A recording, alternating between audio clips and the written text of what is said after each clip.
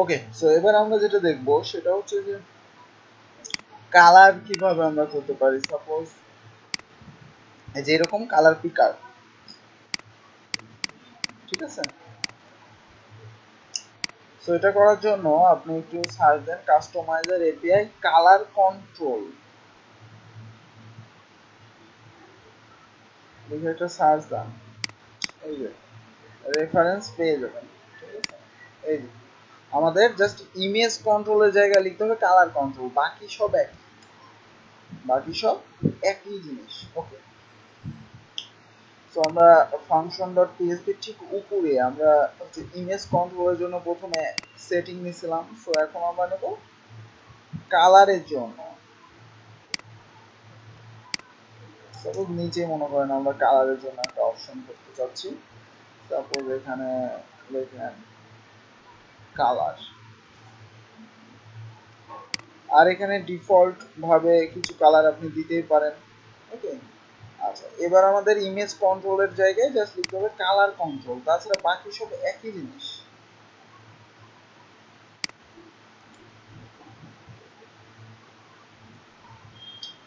Suppose এখানে শুধুমাত্র colour দেন, আমাদের এখানে যেটা করতে হবে এবার সেম ভাবে এই যে আইডিটা দিতে হবে এখানে, অ্যান্ড এখানে, আর সেকশন, সেকশনের নামটা আমাদের হেডার সেকশনে আমরা দেব।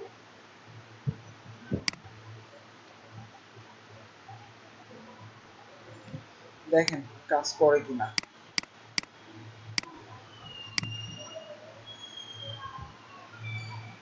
সো আমাদের হেডার সেকশনের মধ্যে এই যে কালার, দেখছেন কালার পিকার চলে আসছে, ঠিক আছে।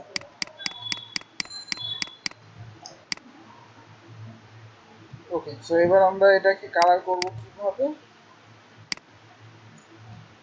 এটা না, সো এটাকে করতে পারেন স্টাইল দেন, কালার দেন। তো ডিফল্ট ভাবে দেখেন কালারটা চেঞ্জ হচ্ছে কিনা, আগে রেড চেঞ্জ হয়। সো এবার আমরা যেটা করতে পারি এখানে সেম ভাবে গেট থিম মোডের মাধ্যমে এখানে দিয়ে দিতে পারি।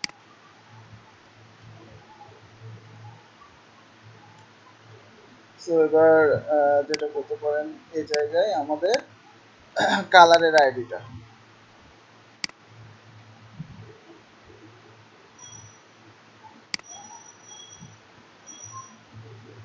সেভ করেন,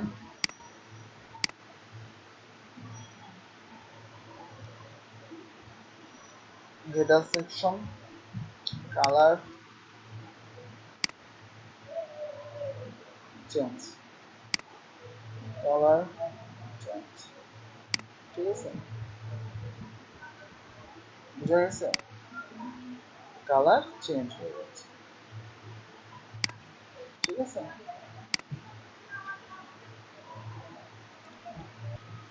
আচ্ছা এখানে এখন আমরা যে ইনলাইন সিএসএসটা ইউজ করতেছি, ঠিক আছে, এভাবে আসলে ইউজ করা উচিত না, এভাবে ইউজ করা উচিত না। সো এটাকে তাহলে কিভাবে করবেন সেটাই তো প্রশ্ন, তাই না।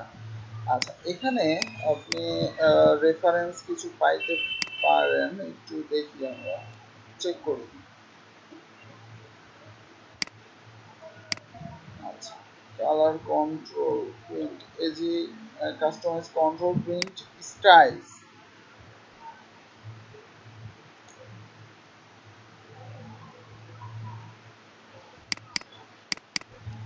এটা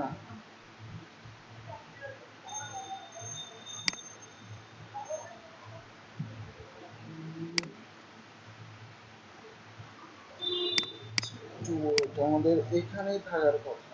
এই যে পাইছি,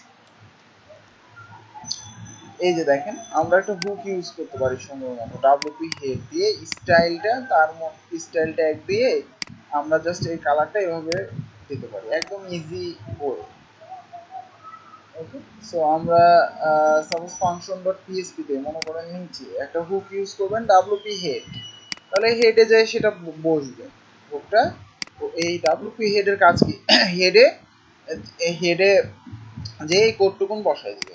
ওকে, তো এখন আমরা কোনটাকে কালার করতে চাচ্ছি, আমরা কালার করতে চাচ্ছি কোনটাকে, আমরা কালার করতে চাচ্ছি এটাকে, নিউ নিউ নামের ক্লাসটাকে। সো মনে করেন আমি এখানে বসাবো নিউ ডট নিউ,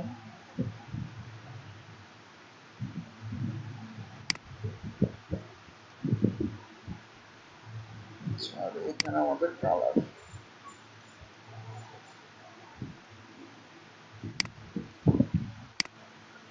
তো এবার আমরা একটু রিলোড দিই,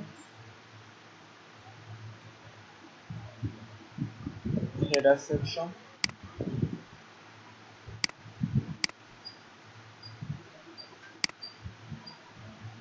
এখানে কিন্তু আপনার এখন প্রিভিউ দেখাবে না। একটু রিলোড দেন, তারপরে দেখি কালারটা চেঞ্জ হয় কিনা। তাও কালার কিন্তু চেঞ্জ হয় না। দেন আচ্ছা, সমস্যা হচ্ছে যে এটা একটা ডিভ, এই জন্য ডিভের পরে ঠিক মানে কোনো কিছু নেওয়া নাই আর কি। আচ্ছা, একটা কাজ করি, মনে করেন এটাকে আমরা একটা h2 এর মধ্যে রাখি।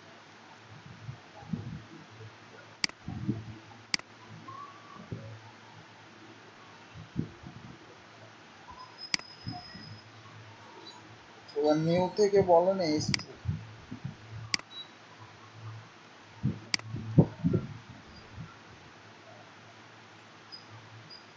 Colour WP head.